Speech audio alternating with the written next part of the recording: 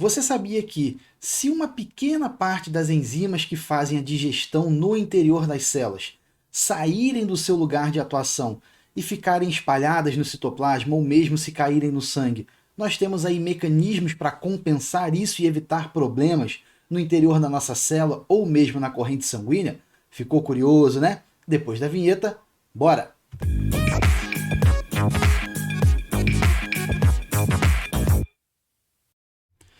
Fala galera ligada no canal, tudo bem com vocês? Professor Pedro aqui na área.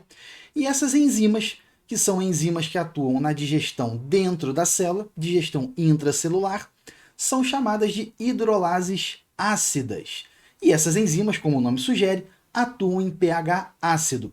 Se um tantinho delas cair aí no meio do citoplasma ou no meio do sangue, vai haver uma variação muito grande de pH, uma vez que o nosso citoplasma tem o pH aí em torno de 7 e o nosso sangue tem o pH aí na casa de 7,3, 7,4, ou seja, vai haver uma variação de pH muito grande e isso vai acabar sendo uma espécie de efeito protetor para que essas enzimas não danifiquem estruturas celulares ou aí componentes do nosso sangue.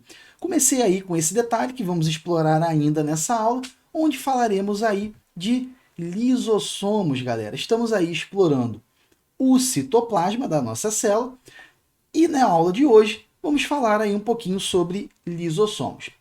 Primeiramente, o que são lisossomos? Está aqui, ó, vesículas citoplasmáticas, até porque são organelas citoplasmáticas, né, de tamanho variado. E essas vesículas citoplasmáticas de tamanho variado têm origem a partir do complexo de Golgi. Agora veja, se cair na tua prova simplesmente quem forma aí os lisossomos, você bota complexo de Golgi. Foi. Porém, vamos ver aqui um pouquinho mais específico para ter tudo aí para uma possível prova sua. Na realidade, a membrana do lisossomo é formada a partir do complexo de Golgi e as enzimas digestivas dos lisossomos são formadas lá no retículo endoplasmático rugoso, mais especificamente, claro, nos ribossomos aderidos ao retículo endoplasmático rugoso. Então, falou de lisossomo, nós temos a parte membranosa, né, a membrana, já que é uma organela membranosa, e nós temos aí as enzimas digestivas em seu interior. A parte membranosa, a membrana do lisossomo, é formada a partir do complexo de Golgi. Já as enzimas digestivas do lisossomo são formadas aí no retículo endoplasmático rugoso. E falou de lisossomo, digestão intracelular. Falou em lisossomo, tem que vir logo à mente o papel do lisossomo na digestão intracelular. Então tem aqui um esqueminha, né, um lisossomo, a parte aí membranosa dele, e esses grãozinhos aqui, essas bolotinhas aí em vermelho, são as enzimas digestivas. Função do lisossomo, digestão intracelular. Agora, como acontece esse processo de digestão intracelular? Vamos lá. Uma partícula é englobada, por exemplo, por fagocitose. Uma partícula sólida é englobada, é endocitada pela célula pelo mecanismo de fagocitose. Muito bem. Quando essa partícula é englobada por fagocitose, um pedaço da membrana é englobado junto, já falamos isso aí em aulas anteriores de transporte de massa, e esse pedaço da membrana envolvendo a partícula endocitada, nós denominamos fagossomo. Ao mesmo tempo, o complexo de Golgi está formando os lisossomos. Os lisossomos formados a partir do complexo de Golgi se fundem ao fagossomo. Então nós temos fagossomo mais lisossomo, formando o que nós chamamos de fagolisossomo, ou vacúolo digestivo. Então vamos recapitular aí. Partícula englobada, formou o fagossomo. Os lisossomos se fundem ao fagossomo, formando o fagolisossomo, ou vacúolo digestivo. Ao formar o vacúolo digestivo, as enzimas digestivas do lisossomo irão atuar sobre aquilo que foi englobado, promovendo a sua digestão, e aquilo que é a sobra, digamos assim, né? Aquilo que não presta do que foi digerido, acaba dando origem a um corpo ou vacúolo residual. Esse corpo ou vacúolo residual, ele se funde à membrana e expulsa e coloca para fora aquele material que não presta pelo processo de plasmocitose. E aí o que é colocado para fora por plasmocitose cai na corrente sanguínea, vai para os nossos rins e será eliminado na urina. Beleza? Então aí o processo de digestão intracelular. Mas nós estamos nos referindo a uma partícula que veio de fora da célula. Só que, se nós tivermos uma organela dentro da célula já velha, que não está funcionando muito bem e tudo mais, essa organela ela também vai ser digerida. E isso, inclusive, é muito importante para a questão da manutenção da integridade, para a questão da renovação dessa célula. Então, nós também temos a digestão aí intracelular de componentes da própria célula. Como, por exemplo, aqui no nosso esquema, ó, nós temos aqui uma mitocôndria velha. Já não está funcionando direito, já está aí na prorrogação, precisa ser digerida. O lisossomo se funde a essa mitocôndria, formando o que nós chamamos de vacúolo autofágico, e as enzimas vão digerir isso aqui. Digeriu, formará o vacúolo residual. Esse vacúolo residual aí também, o conteúdo residual dele vai ser colocado para fora da célula, ok?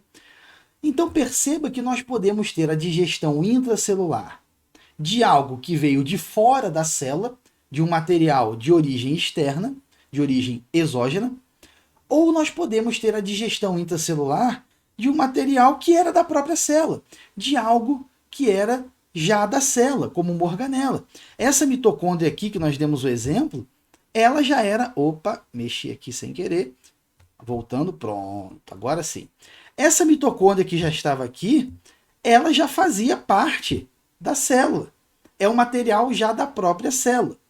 E aí nós diferenciamos alguns termos. Vamos lá. Quando a célula engloba e digere algo de origem externa, algo que não era dela e ela englobou e digeriu, nós dizemos que isso é um processo de heterofagia. Então a heterofagia ocorre quando a célula engloba algo que não era dela, um material externo, uma partícula de origem exógena, de origem externa, e digere esse material. Heterofagia. Agora, quando a célula ela faz a digestão de um componente dela própria, como essa mitocôndria aí do nosso exemplo, esse processo é chamado de autofagia. Por isso aqui está sendo formado um vacúolo que é denominado vacúolo autofágico. Por exemplo, faça uma autoavaliação do seu estudo. Ou seja, você mesmo vai fazer uma avaliação de como estão os seus estudos. Beleza? Então, heterofagia, a digestão de um material proveniente de origem exógena, de origem externa, de fora da célula. A autofagia ocorre quando a célula digere um material dela própria, como uma organela velha, e isso é importante para a renovação celular. Tudo bem? Estou deixando aqui um resuminho para vocês. Ó. Heterofagia, digestão de material proveniente de origem exógena, de origem externa. Autofagia, digestão de material de origem endógena, organelas velhas, por exemplo. E isso é indispensável para a sobrevivência da célula, como eu falei. E aí, lembrando, galera, que a heterofagia ela pode ser fagocitose, partículas sólidas, ou pinocitose, partículas líquidas. Beleza? Isso aí é visto lá na aula de transporte ativo. Agora, professor, me dá um exemplo aí de autofagia. As nossas hemácias, né, já maduras, já adultas, são células anucleadas, não possuem núcleo. E esse núcleo das hemácias, ele é digerido, né? Ele vai embora, digamos assim, através de um processo de autofagia, ação aí dos lisossomos. Tudo bem? Ainda dentro desse contexto, nós temos um processo que nós chamamos de autólise ou citólise, que é um processo pelo qual uma célula se destrói espontaneamente. Só que aqui, muito cuidado. Geralmente, quando a gente fala de autólise, já que é um processo no qual a célula se destrói aí espontaneamente, ou pelo menos parte dela vai embora, enfim. Muitas vezes se pensa que é algo negativo, mas não. Existe aí a autólise positiva, ligada à manutenção evolutiva de determinada espécie. Vamos lá, tem um esqueminha aqui. O girino, né? O girino, lá dos anfíbios, ele tem uma cauda. O sapo adulto, por exemplo, não tem cauda. Essa cauda ela vai regredindo, ela vai sumindo. E essa regressão, essa perda da cauda, é um exemplo de autólise positiva. Os lisossomos vão atuando ali, vão comendo, digamos assim, essas células que compõem a cauda, e ela vai regredindo até que não se tenha mais.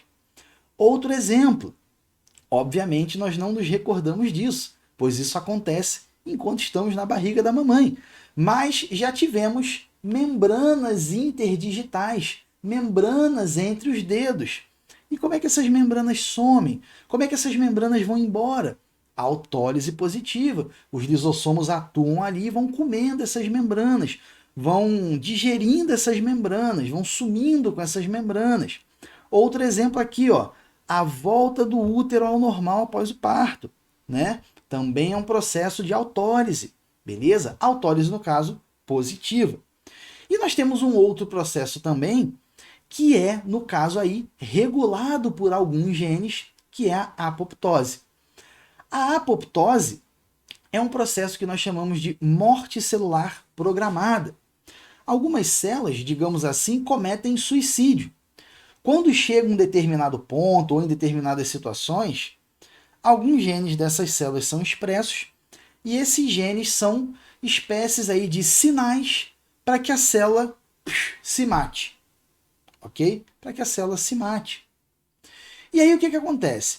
Esses sinais para que a célula se mate fazem com que essa célula libere todo o conteúdo de seus lisossomos no citoplasma e isso vai acabar dando cabo aí da célula, vai acabar matando essa célula.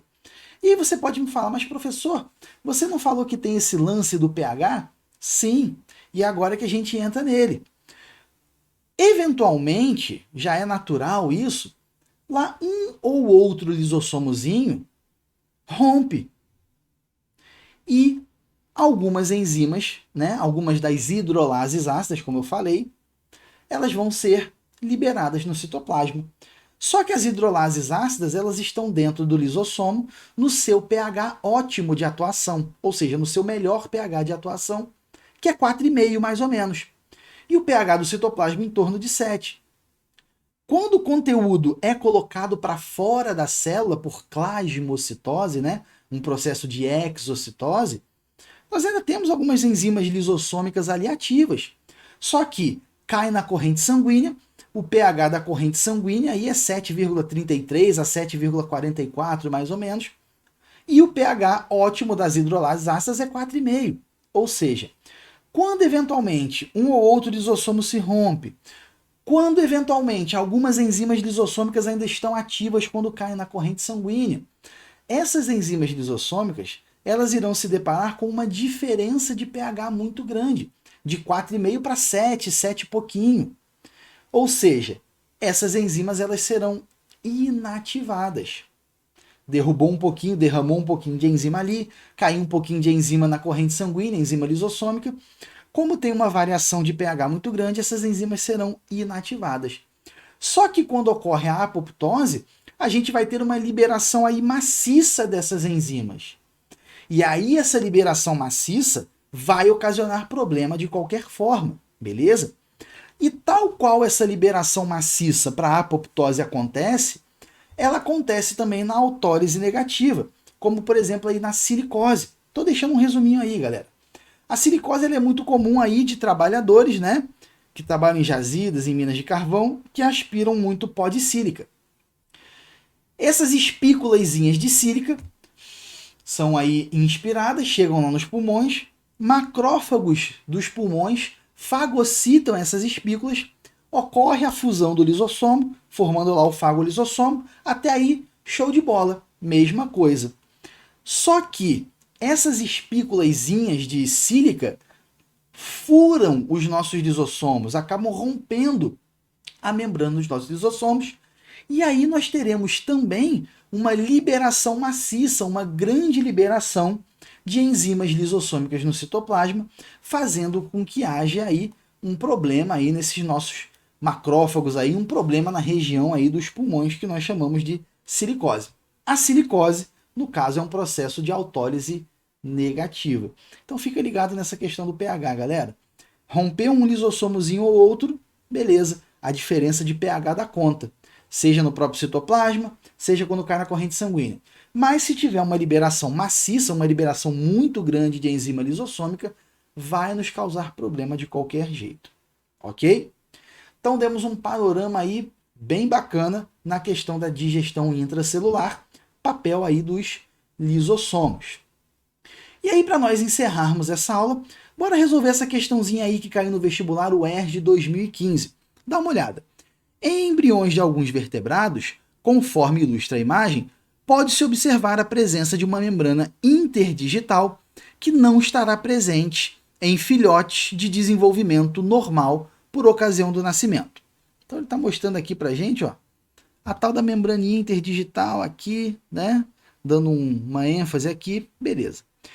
A perda desse tecido ocorre a partir de determinada fase do desenvolvimento, quando as células da membrana liberam em seu citoplasma enzimas que digerem a si próprias. A principal organela participante desse processo de destruição celular é denominada. Galera, falou de enzima digestiva dentro da célula, digestão intracelular, digeriu material da própria célula, digeriu dentro da célula um material de origem endógena. Falou aí dessa membrana interdigital ou de qualquer outro processo de autólise. Falou de apoptose, né? Heterofagia, autofagia. Tudo isso aí está relacionado aos lisossomos, beleza? B, peroxissomo, metabolismo de peróxidos, peróxido de hidrogênio, lembra? Complexo de Golgi, várias funções aí, né? Armazenamento, empacotamento, secreção celular, forma acrossomo do espermatozoide, enfim. Retículo rugoso, participa também um pouco da secreção, síntese de proteínas, né? Por causa dos ribossomos aderidos, enfim.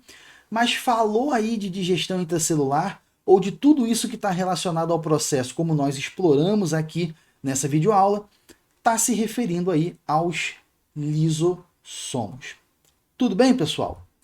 Espero que tenha ficado tudo claro. Quase me enrolei aqui, quase travou a língua. Espero que tenha ficado tudo claro. Espero que tenham entendido. Volta aqui para mim rapidinho na tela grande. Espero que tenham gostado de mais essa aula. E é claro, né? Não deixe de se inscrever no canal, ativar o sininho, deixar seu like e o seu comentário, porque aí você dá aquela força no trabalho do professor, ok? Te vejo no próximo vídeo. Um forte abraço, bons estudos!